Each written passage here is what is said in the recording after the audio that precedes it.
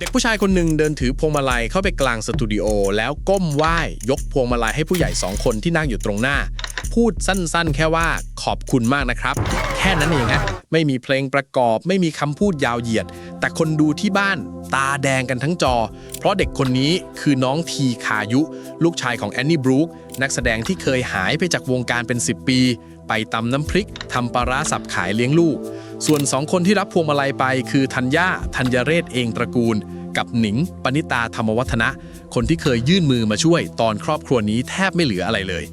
แล้วโอกาสก้อนนั้นมันคือเงินกี่บาทกันแน่ทำไมมันถึงพลิกชีวิตเด็กคนหนึ่งได้ยาวขนาดนี้เดี๋ยวเล่าให้ฟังตั้งแต่ต้นเลยต้องย้อนกลับไปก่อนนะฮะแอนนี่บรูคชื่อจริงคือรุ่งนภาแก้วไสหารเป็นสาวลำปางลูกครึ่งไทยสวิตเซอร์แลนด์เคยดังมากๆจากบทเชอรี่แอนดันแกนกับบทกระหล่ำในละครสั้นคือเรียกว่าเป็นดาวดวงหนึ่งของยุคนั้นเลยแต่แล้วชีวิตก็มาสะดุดตอนราวๆปี 2553 เกิดเรื่องพิพาทกับนักแสดงชายคนหนึ่งเรื่องบุตรกลายเป็นเรื่องใหญ่ระดับชาติคนทั้งประเทศตั้งคำถามใส่ยิงกันหน้าสื่อไปมาอยู่หลายเดือนสุดท้ายเรื่องก็ยุติลงด้วยการยอมรับว่านักแสดงชายรายนั้นไม่ใช่พ่อของเด็ก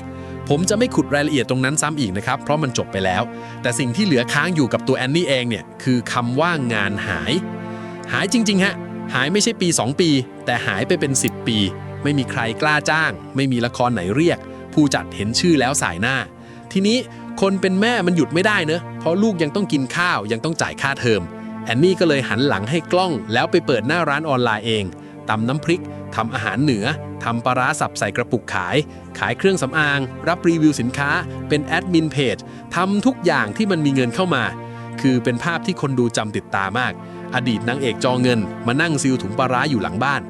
แล้วจุดหักเหมันมาถึงราวๆกลางปี 2563 คุณผู้ชมครับตอนนั้นน้องทีคายุยังเป็นเด็กตัวเล็กๆอยู่เลยเจ้าตัวชอบวาดรูปอยากเรียนคอร์สกราฟิกจากต่างประเทศราคา 20,000 กว่าบาทซึ่งสำหรับบ้านที่ขายปลาร้าอยู่ตอนนั้น 20,000 กว่าบาทมันไม่ใช่เงินเล็กๆนะฮะแอนนี่ก็เลยไปรับงานถ่ายโฆษณาชิ้นหนึ่งค่าตัว 40,000 บาทเงื่อนไขคือต้องเพิ่มน้ำหนักตัวให้ได้ตามที่เขาสั่งแม่ก็กัดฟันกินจนน้ำหนักขึ้นตามเป้าพอถึงเวลาจริงปุ๊บปรากฏว่างานโดนยกเลิกกระทันหันหูยตายนั่นแหละฮะอ้วนก็อ้วนแล้วเงินก็ไม่ได้คอสลูกก็ไม่มีเงินจ่ายพอเรื่องนี้ไปเล่าออกอากาศในรายการทอล์กโชว์รายการหนึ่งที่ธัญญากับหนิงเป็นพิธีกรอยู่ทั้งฝั่งของตัวธัญญาเนี่ยฟังจบก็ไม่รอเลยชวน PK ปิยวัฒน์เข็มเพชรมาออกกันคนละครึ่งจ่ายค่าคอร์สให้น้องเรียนจนจบตรงนั้นเลยตรงนี้ผมอยากเล่าให้ตรงหน่อยนะครับเพราะต้นเรื่องที่แชร์กันหลายที่มักจะเล่าว่าธัญญาออกให้คนเดียวแต่ตามที่รายงานกันไว้ตอนนั้นคือออกกัน2 คนธัญญากับ PK คนละครึ่งส่วนหนิงปณิตาไม่ได้อยู่เฉยนะฮะแกก็ควักให้เป็นเงินขวัญถุงอีกก้อนแถมบอกให้พิงเลขบัญชีไว้จะโอนค่าขนมให้อีกจนแอนนี่ต้องรีบโบกมือบอกว่าพอแล้วค่ะเกรงใจคำพูดของธัญญาตอนนั้นผมว่าเป็นหัวใจของทั้งเรื่องเลยแกบอกประมาณว่าที่ช่วยเพราะเข้าใจในฐานะคนมีลูกเหมือนกันลูกเราอยากเรียนเราก็อยากให้สิ่งที่ดีที่สุดกับลูกเราแล้วมันก็ไม่ใช่เงินมากมายอะไรเลยถ้าเทียบกับอนาคตของเด็กคนหนึ่งส่วนแอนนี่ก็รับปากกลับไปว่าจะไม่ให้เสียเงินเปล่าเงินทุกบาทจะให้ลูกเรียนจนจบคอร์สแล้ว4 ปีต่อมาในเดือนเมษายนปี 2567 แม่ลูกคู่นี้กลับมาที่สตูดิโอเดิมอีกครั้งคราวนี้ไม่ได้มาขออะไรแล้วนะครับมาพร้อมเหรียญทองอันดับ1ของประเทศจากการประกวดสุนทรพจน์ภาษาอังกฤษได้100 คะแนนเต็ม100เต็มนะฮะ100แล้วแม่ก็บอกกับพิธีกรว่าก่อนอื่นน้องมีของเซอร์ไพรส์นิดนึงเตรียมมาตั้งแต่เมื่อวานกลัวไม่สวยไม่ถูกใจนั่นแหละครับที่มาของภาพพวงมาลัยที่คนแชร์กันเป็นล้านวิวแอนนี่พูดประโยคนึงที่ผมฟังแล้วแอบเงียบไป2 วินาทีแกบอกว่าทุกครั้งที่รายการเชิญพวกเรามาพวกเรามีชีวิตที่แย่ที่สุดตกต่ำที่สุดแต่มันทำให้เรามีกินมีใช้อยู่ได้ส่วนธัญญาก็ตอบกลับว่าภูมิใจมากวันนั้นน้องยังเด็กอยู่เลยวันนี้โตเป็นหนุ่มที่เก่งในทุกๆด้านพัฒนาไปเรื่อยๆนะลูกมาถึงตรงนี้คุณผู้ชมลองคิดเล่นๆนะฮะทำไมเงิน 20,000 กว่าบาทถึงมีน้ำหนักกว่าเงินบริจาคก้อนใหญ่ๆที่เราเห็นกันเกลื่อนตามข่าวคือต้องเข้าใจบริบทก่อนตอนปี 2563 ครอบครัวนี้อยู่ในสถานะที่คนในวงการเลี่ยงจะยุ่งด้วยใครเข้าไปช่วยก็เสี่ยงโดนถามว่าเข้าข้างใครทั้งฝั่งของตัวธัญญากับตัวหนิงเองเนี่ยเป็นระดับแถวหน้าของวงการทั้งคู่ธัญญานี่คือเจ้าของบทพึ่งกับบทนพนภาที่คนทั้งประเทศจำได้ตอนนี้ก็ไปบริหารสตูดิโอถ่ายทำหลัก100 ล้านส่วนหนิงก็เป็นผู้จัดละครเต็มตัวมีบริษัทของตัวเอง2 คนนี้ไม่ได้มีอะไรต้องพิสูจน์แล้วไม่จำเป็นต้องเสี่ยงเลยแต่ก็เลือกจะยื่นมือ เงิน 20,000 สำหรับดาราระดับนั้นเนี่ยพูดกันตรงๆคือค่าอาหารมื้อหนึ่งแต่สิ่งที่มีราคาจริงๆไม่ใช่ตัวเงินฮะมันคือการยืนยันต่อหน้ากล้องว่าครอบครัวนี้ยังเป็นคนที่คนอื่นเข้าหาได้พอคนระดับนั้นกล้าจับมือด้วยออกอากาศปุ๊บสายตาที่สังคมมองแม่ลูกคู่นี้ก็เริ่มเปลี่ยนงานเริ่มกลับมาคิวสัมภาษณ์เริ่มมีพูดง่ายๆก็คือมันคือการคืนที่ยืนให้คนไม่ใช่แค่คืนเงินและมาดูวิธีให้กันบ้างอันนี้ผมว่าน่าเรียนรู้ที่สุดในเรื่องเลยลองสมมตินะฮะถ้าวันนั้นธัญญาเลือกจะให้เป็นเงินก้อนไปเลย 20,000 จะผิดไหมไม่ผิดเลยเป็นเรื่องดีด้วยซ้ำแต่เงิน 20,000 ที่ให้เป็นค่ากับข้าวรายวันเนี่ยมันหมดภายใน 2-3 เดือนแล้วก็จบกลับมาที่เดิมแต่เงิน 20,000 ที่แปลงร่างเป็นคอร์สเรียนเนี่ยมันไม่มีวันหมดอายุเพราะมันไปฝังอยู่ในหัวเด็กคนหนึ่งแล้วคอร์สที่น้องไปเรียนก็ไม่ใช่คอร์สสอนวาดการ์ตูนน่ารักนะครับแม่เล่าเองว่ามันคือการเรียนกายวิภาคเรียนโครงกระดูกมุมไหล่ข้อต่อละเอียดขนาดที่แกเปรียบว่าเหมือนเรียนหมอคนนี้ไม่เคยจับดินสอวาดรูปอาจจะงงว่าเรียนกระดูกทำไมคุณผู้ชมเห็นภาพไหมฮะนักวาดที่ไม่รู้โครงสร้างร่างกายเวลาจะวาดคนต้องเปิดรูปต้นแบบตลอดแต่พอรู้ว่ากระดูกวางยังไงกล้ามเนื้อเกาะตรงไหนมันจะวาดจากหัวได้เลยอยากได้ท่าไหนมุมไหนจัดได้หมดนี่แหละคือเส้นแบ่งระหว่างคนวาดรูปสวยกับคนที่รับงานเป็นอาชีพได้จริงน้องก็ต่อยอดจากตรงนั้นไปเรื่อยๆจากลายเส้นไปโครงสร้างไปแอนิเมชันจนออกแบบตัวละครของตัวเองได้ทั้งตัวรวมความแล้วก็คือเขาไม่ได้ซื้อของให้เด็กเขาซื้อทักษะให้เด็กแล้วทักษะเนี่ยมันเป็นของที่ขโมยไม่ได้ยึดคืนไม่ได้และมันโตตามตัวเจ้าของไปเรื่อยๆทีนี้มาถึงท่อนที่ผมชอบที่สุดของเรื่องทั้งหมดเป็นท่อนของแม่ล้วนๆพอลูกทำผลงานได้แล้วแอนนี่ก็ไม่ปล่อยให้ผลงานนอนอยู่ในเครื่องแกบอกลูกว่าว่างๆลองออกแบบเสื้อเป็นตัวละครของตัวเองสิไม่ต้องรองานจากใครไม่ต้องเรียนจบมีไอเดียก็เริ่มได้เลยไม่ต้องอายแล้วก็ปิดท้ายด้วยประโยคที่คนแชร์กันทั้งโซเชียลว่าถ้าไม่มีใครซื้อก็ไม่เป็นไรแม่ซื้อคนแรก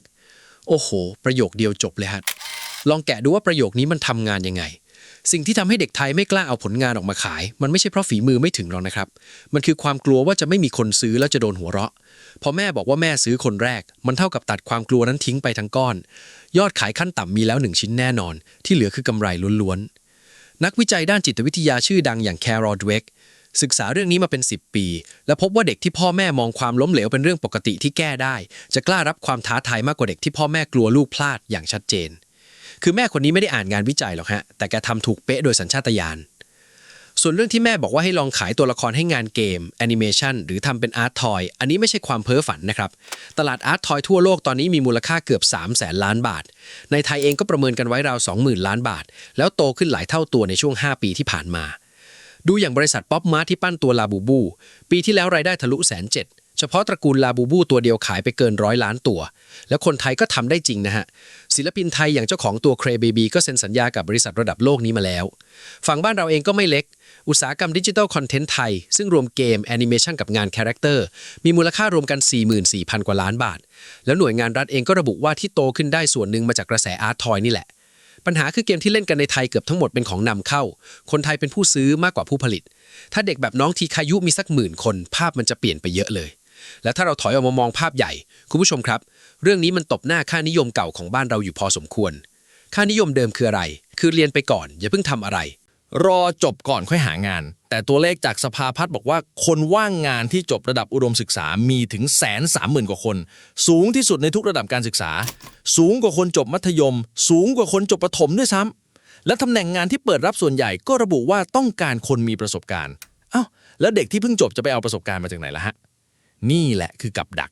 กคนที่รอจบก่อนค่อยเริ่มพอจบมาปุ๊บก็เจอกำแพงว่าไม่มีประสบการณ์ส่วนคนที่เริ่มตั้งแต่ยังเรียนอยู่พอถึงวันจบแฟ้มผลงานหนาแล้วมีคนเคยจ้างแล้วเส้นทางมันคนละเส้นกันเลยแต่เดี๋ยวก่อนนะครับเรื่องนี้มันมีหักมุมที่ผมอยากเล่าปิดท้ายล่าสุดเมื่อเดือนกรกฎาคมปี2569นี้เองมีรายงานว่าน้องทีคายุที่ตอนนี้อายุ16แล้วเบนเข็มจากสายศิลปะไปสนใจสายการเงินกับเศรษฐศาสตร์เหตุผลคือเจ้าตัวมองว่าปัญญาประดิษฐ์กำลังเข้ามากินงานสายวาดภาพแม่เล่าเองว่าลูกเคยปักธงเรื่องนี้มาตลอดแต่โลกมันเปลี่ยนเขาก็เปลี่ยนตามแถมยังไปลงแข่งขันเทรดหุ้นระดับนานาชาติเป็นเด็กไทยคนเดียวในรายการนั้นแล้วก็บอกแม่ว่ากำลังทำสตาร์ทอัพกับเพื่อนอยู่ขอให้แม่ใจเย็นรอหน่อยฟังเผินๆเหมือนคอร์สวาดรูป 20,000 นั้นเสียเปล่าใช่ไหมฮะผมมองว่าตรงกันข้ามเลยเด็กที่เคยนั่งแกะโครงกระดูกทีละชิ้นจนวาดคนได้จากหัวเนี่ยเขาได้ของติดตัวไปแล้วอย่างหนึ่งคือวิธีเรียนของยากๆด้วยตัวเองและของชิ้นนั้นเอาไปใช้กับเรื่องอะไรก็ได้จะเป็นหุ้นเป็นธุรกิจเป็นอะไรก็ตามพูดง่ายๆคือธัญญากับ PK ไม่ได้ซื้อคอร์สวาดรูปให้เด็กคนหนึ่งแต่ซื้อความเชื่อว่าฉันเรียนเองได้ให้เขาไปทางชีวิต พวงมาลัยพวงนั้นราคาไม่กี่สิบบาทนะครับแต่มันหนักกว่าซองเงินหลายซองที่เราเห็นตามข่าวเพราะมันคือใบเสร็จที่เด็กคนหนึงเอามาคืนให้ดูว่าเงินที่คุณให้ไปวันนั้นมันไม่ได้หายไปไหนมันกลายเป็นคนคนหนึ่งที่ยืนได้ด้วยขาตัวเองแล้วใครที่บ้านมีลูกมีหลานชอบวาดรูปชอบต่อเลโก้ชอบแกะเครื่องแล้วยังลังเลว่าจะสนับสนุนดีไหมเพราะกลัวมันจะไม่เป็นอาชีพลองกลับไปดูเรื่องนี้อีกรอบนะฮะเงิน 20,000 ก้อนเดียวที่ลงถูกที่กับเงิน 20,000 ที่ใช้ไปเฉยๆปลายทางมันห่างกันคนละโลกเลย